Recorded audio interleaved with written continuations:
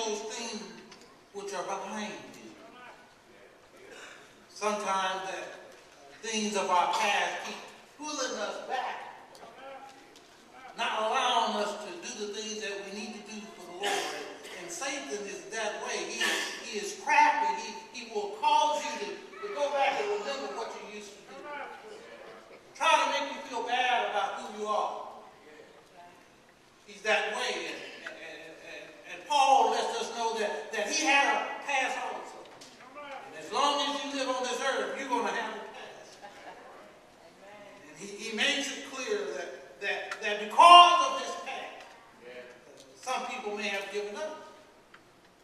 And what people maybe have been saying about Paul. What Paul says that I'm going to put this in perspective. He said, I am forgetting those things that are in my past that I'm not proud of, but they're in the past. There's some things that all of us have done that we're not proud of. That you don't want to go around telling everybody what you used to do. But what you want to tell them is who you are right now. If you remember about Paul, Paul had a past that people could be mad at Paul. Paul was one that had the right attitude but the wrong message. Paul was persecuting the church. He was hindering God's program.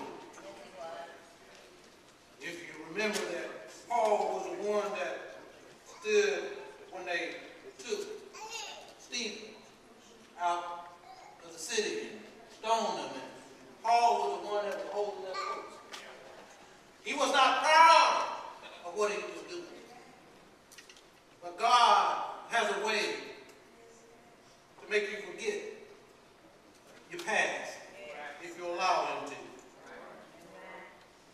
At that time that the name was Saul, so don't get messed up on who he was, but Saul's name was changed, Paul. Christ had changed his name when that encounter took place on the Damascus road. God had to close his eyes to open his eyes. Just like Paul, all of us have some things that are in our past that are not to be one that we are proud about, but Paul said that he was determined that he wasn't going to let his past hold him back. And that you should not allow the past to come between you and God. Doesn't matter how bad your past was, but when God cleans you up, you cleaned up. And here it is that Paul realized that what he was doing was wrong. Now he has gotten the mindset that he did it in the past, but now I want you to look at me for what I'm doing right now. Paul had the wrong message, but he had the right attitude. Paul was caught up in the flesh. Sometimes we get caught up in the flesh. Through that of the flesh, we'll do things only that the flesh wants. But Paul, there in verse 4 and 5 in the same passage, makes it clear that because he did not know any better,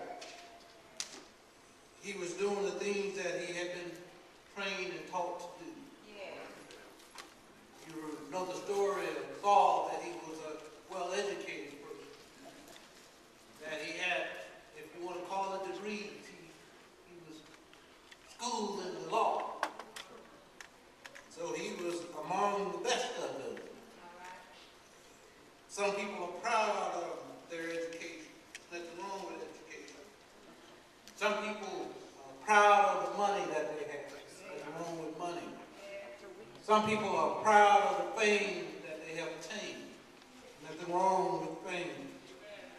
But when it comes to the Lord, it says that no matter whether you are uptown or downtown, one thing is that those things can't give you salvation. Doesn't matter who you were, but it matters who you are right now. Paul is trying to share with us that of the Philippian people that it is all about Christ. It is that Paul was hated. And not only was he hated, but he had hated the Christians before. It's right in verse 6. He had persecuted the church. That was part of his past.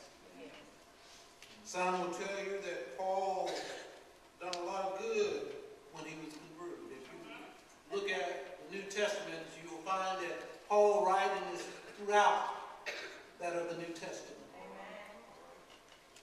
Paul had many accomplishments in doing good works for the Lord. But Paul will let you know that it's not about his good works. That he had done, the ministry that he had, and all the things, and the fact that he had suffered for the Lord. Oh, suffered. And as a Christian, you're going to suffer as well. But what Paul wants us to know that still that's not enough. For your goal in life to be worthwhile, whatever you go through, and as you look back over your life, that was not his goal to plant churches, to help someone, whatever. That was not his goal. And as a Christian, you ought to have this one goal that Paul refers to. He says, but what you're doing right now is the thing that matters most about your goal. Says you need to look at your life right now. Take an inventory of what you're doing. You know, are you doing those things that are pleasing to the Lord? Or are you giving of yourself the way that the Lord would have you to give? Not just talking about money, because every time you talk about giving, it's not about money. But he's talking about your time, your presence, and helping those that can't help themselves. Giving them an encouraging word and reaching out, helping others. It tells us here in verse 13 that he was still reaching for the goal. In other words, that even though he had been saved, he's not satisfied with just being saved. Some of you have come into the knowledge of Christ, and that's all you think you need to do. Is that you want to just sit down on the Lord. But Paul tells us and reminds us that we ought to be reaching for that of the high calling. Makes it clear that his goal had not changed, that he still was reaching. Paul is saying that he was stretching out on everyone that he could serve. Everything that he could do for the Lord, that he was going to keep on trying to do. What I'm trying to get across to us this morning is that it doesn't matter how old you get in the church, there's still something you can do.